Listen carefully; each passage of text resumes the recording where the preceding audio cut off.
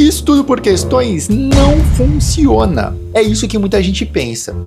E eu concordo com elas. Realmente não funciona. Se você fizer tudo errado, se você aplicar errado, não vai funcionar para você.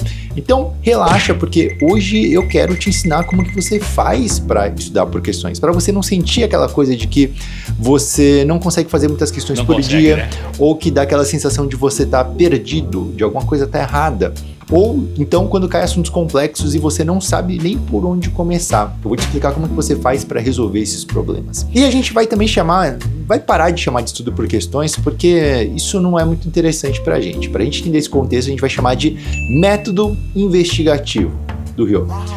E esse método, ele consiste em 3 passos. Eu vou usar aqui o nosso amigo Sherlock Holmes como base para você entender como estudar por questões.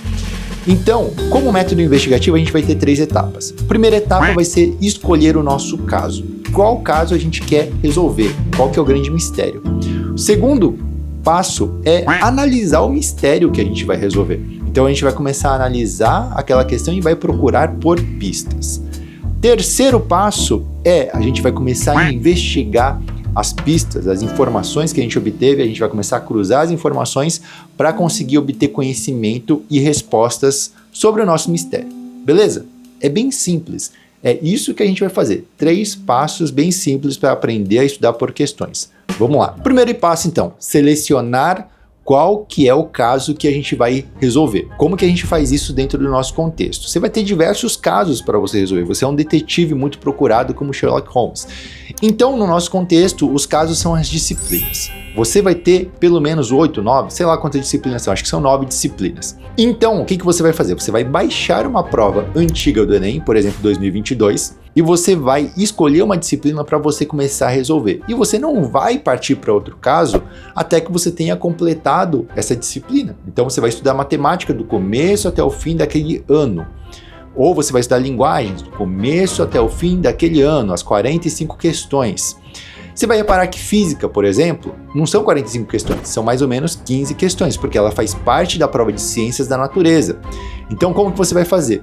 Você vai tentar pegar só as questões que forem de física quando você aprender física.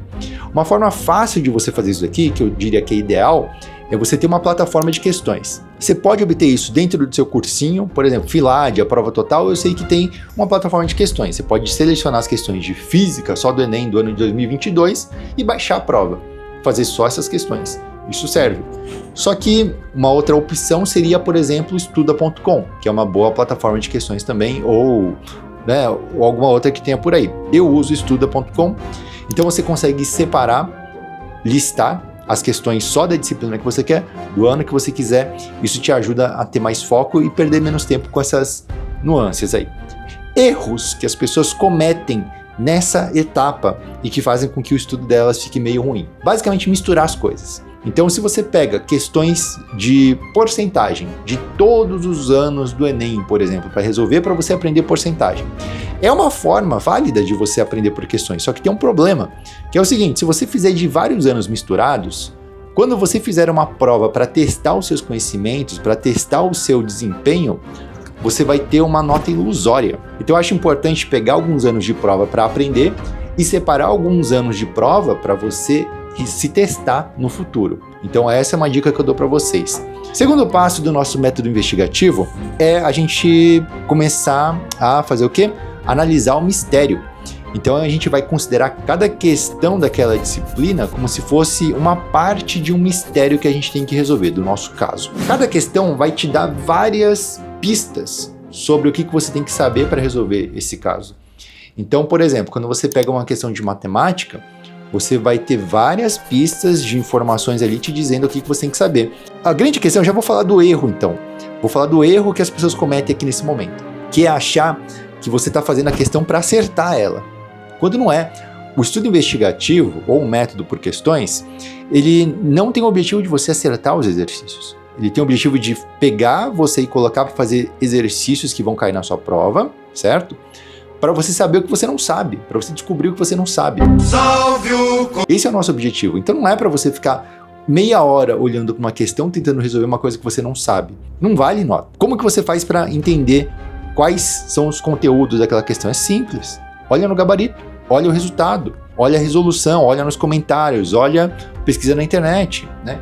É um mistério e a gente vai pesquisar, a gente vai usar a nossa cabeça, a gente vai forçar a nossa cabeça para tentar descobrir o que está acontecendo. E é isso que você vai fazer. Né? Geralmente matemática, né? Eu sei que é uma dúvida que as pessoas têm, mas as questões deixam bem claras aquilo que é necessário para você fazer. Por exemplo, uma questão de porcentagem, quando você bate o olho tem porcentagem, tem o símbolo da porcentagem ali. Então, para você resolver aquela questão, você precisa do quê? Saber resolver uma questão de porcentagem.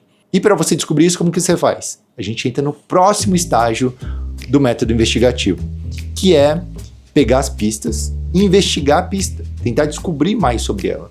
Então a gente vai pegar cada um desses tópicos que a gente levantou e a gente vai sair pesquisando tudo. Então, por onde que você pode pesquisar? Na internet em geral. Você pode perguntar para o ChatGPT, você pode usar o seu cursinho, você pode... Eu acho muito prático, o que é o ideal para mim? Os comentários das questões, geralmente, tem todas as informações que você precisa, desde qual que é o assunto que está sendo cobrado, até como que você resolve aquela questão e às vezes até a teoria por trás daquilo. Então, se você começar a estudar pelos comentários das questões, já te adianta bastante. Nos comentários pode ser que você tenha mais dúvidas e aí você vai pesquisar sobre aquilo. Isso é uma coisa que acontece muito. Quando eu estudei biologia no meu projeto anterior aqui no canal, não sei se você viu, eu peguei para estudar biologia pelo método de questões, a gente demorou 3-4 dias para estudar biologia pro Enem, para acertar mais ou menos 85% da prova. 4 dias, é muito rápido. Então assim, grandes erros de quem está nessa etapa aqui de investigação é o quê? É achar que você está no método tradicional. Então, por exemplo, imagina que a gente está numa questão de porcentagem e a pessoa, ao invés de simplesmente estudar rapidinho, como que faz porcentagem? Ah, faz assim, assim, assim. Vamos tentar aplicar na questão para aprender? Vamos. Ao invés de fazer isso, o aluno faz o quê? Ele entra num cursinho, entra no módulo de porcentagem e assiste 5, 6 aulas de porcentagem. Aquela coisa lerda, aquela coisa do método tradicional de novo. Então, se você fica fazendo muito disso, cara, realmente vai demorar. Realmente não vai ser muito produtivo, porque você basicamente está estudando do jeito tradicional, só que fora de ordem. Né? E não é isso que a gente quer. A gente quer que você corra atrás das coisas de forma mais dinâmica. Com o tempo, o que vai acontecer? Seus acertos vão começar a sobrepujar os seus erros. Então, se no começo você acertava 10 questões e errava 40, depois de um tempo você vai começar a acertar 20 e errar 20, depois acertar 30 e errar 10. Então você vai começar a ver que você vai melhorando. Qual que é a ordem que você tem que fazer? Qual que é a melhor ordem? Existem várias formas de você estudar. E a ordem, sinceramente, tanto faz. Quando eu estudei biologia, eu estudei 4, 5 anos de prova de biologia e eu estudei tudo em sequência. Essa foi a minha sequência, na minha velocidade, você não precisa seguir isso. Se você se cansar de biologia, por exemplo, você pode fazer biologia num dia, no outro dia você faz física, no outro dia você faz matemática, no outro dia você faz português, você vai alternando. Isso é uma escolha estratégica sua. Eu não vou me meter nisso, eu não vou opinar porque é o seu gosto, beleza?